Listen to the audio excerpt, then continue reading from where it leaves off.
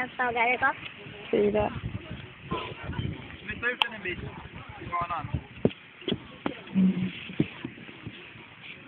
Vänta, ja. Sitter du?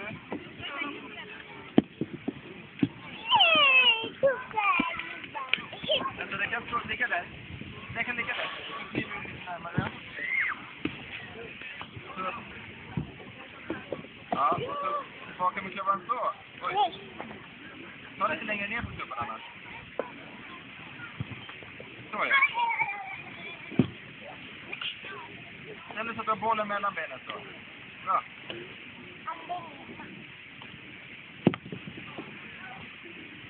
Nej! Det var bra. Det var nästan. Nästan ja. Bollen mellan benen.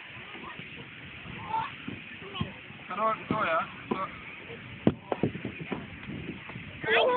Nästan. Jag har gått på ett slag redan. Mm.